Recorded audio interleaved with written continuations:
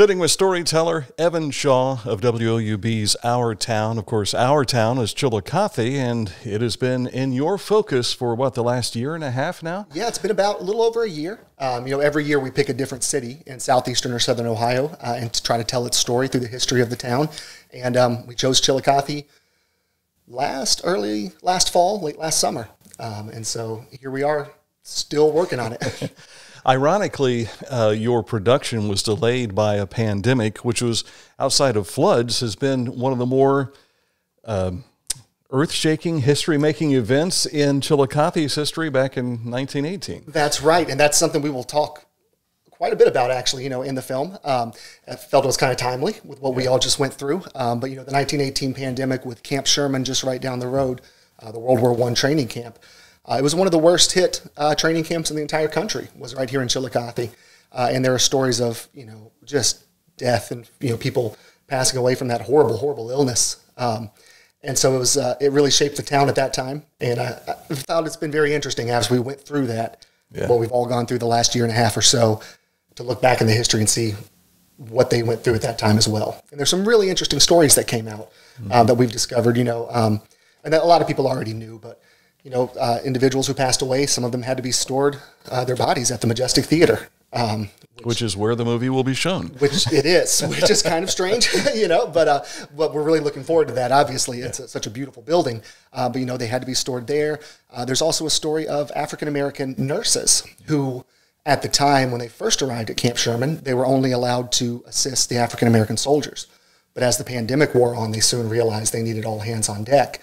And so they were brought in with everyone else. So it was kind of a desegregation moment. So, it's been interesting to read and learn about a pandemic while living through a pandemic, to say the least. I know when we talked originally, you mentioned that in your series you like to take a look at the forgotten stories or those little nuggets that are there that no one really talks much about. How many of those did you come across, and how difficult it is to say, this one stays, this one goes? Well, that's the hardest part, is I could make a 24-hour-long film about just Chillicothe, no problem. Or an hour-long film just about the Adina and the Hopewell, or Lucy Hayes, or anyone. But what I like to do as well, and it comes from a quote from Ken Burns, who's obviously a historical documentary filmmaker, but it's look beyond the great men. And that means the stories that really are able for people to relate to come from just normal people. I can't relate to Thomas Worthington. I'm not a senator, but I can relate to average person and the things that they went through. And we've got some pretty interesting stories in this one. There's a story of a gentleman named Silas Pyle. I'm not going to give it all away because I want people to watch the film and learn it, but Silas was a hero during the 1913 flood. He was a bartender. Many people probably already know the story, but he was a bartender, and he saved dozens of people in the 1913 flood. There's several others, just people going about their daily lives that can change the world. And so I love to find those, I hate to use the word average, but everyday normal people.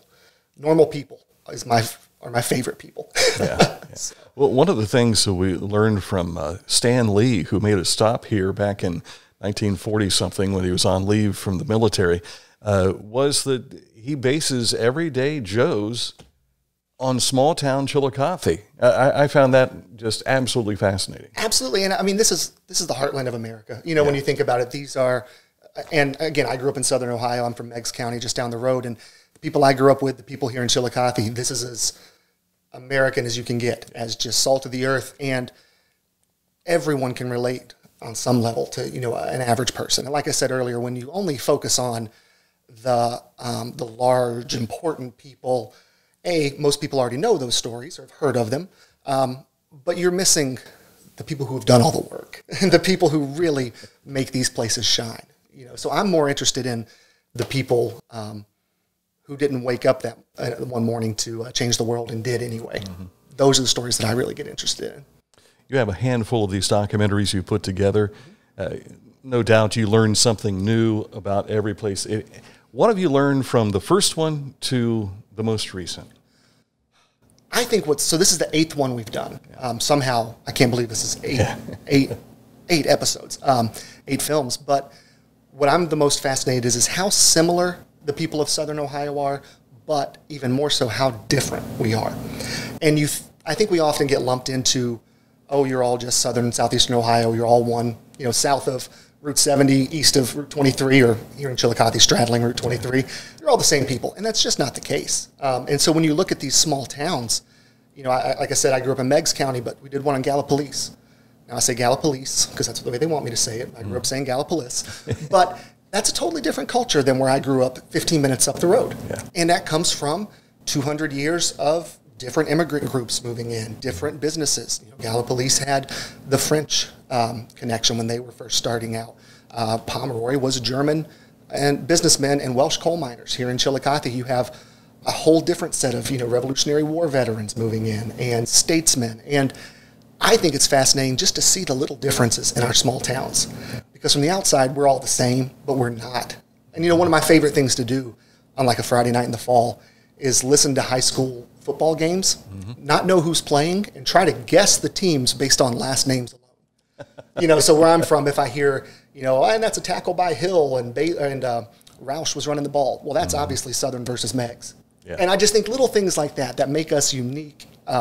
Those are things I like to highlight, and they just fascinate me. Yeah, around here might be Bayless, Cousins, and Harris, and Circleville it might be Smith, Johnson, and Robertson. Same thing, exact same thing. And if you hear those names, if you grew up here, you have a good idea of which teams are playing. Right. So it's one of my wife loves that on a Friday night. I bet she does.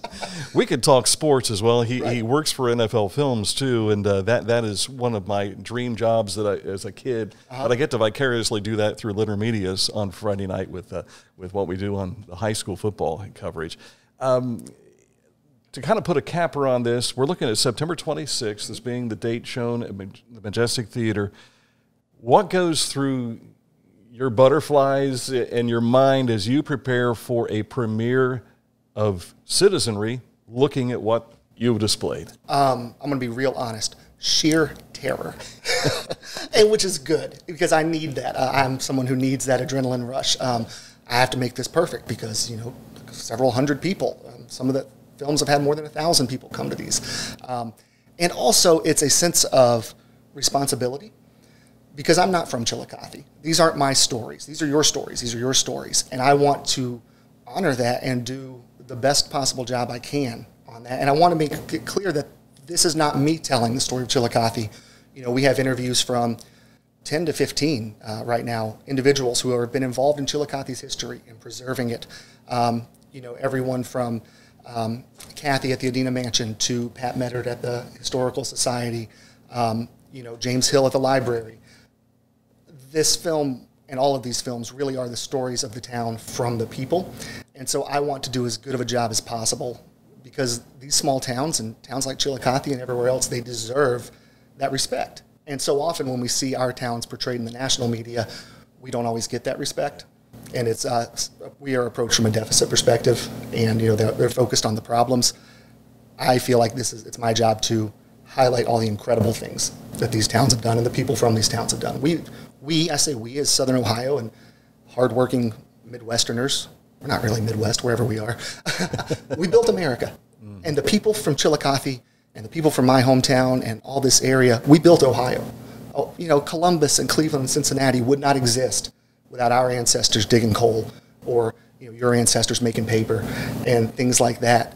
And we need to celebrate that. So I get scared. It took me about 5 years before I could watch the film in the theaters. During the screening, I would go stand outside and just pace back and forth. But now I've overcome that and I can watch it with everyone else. But it's an incredible experience, and I really hope everyone can come out. And like you said, September 26th at the Majestic Theatre, and it should be a great day. Absolutely. Looking forward to it. Of course, I've always said that the 3 C's wouldn't be without the first C right here in Chillicothe. I like that. So you can use that. I'm going to use that. I have a present speech here in a little bit. I'm going to steal that. He literally just walked right in upstairs we landed and boom, right in these chairs. He's got another speaking engagement, so that's going to do it for now. But Evan Shaw, thank you for joining us. We'll see you in September. Thanks so much, Dan. I appreciate it.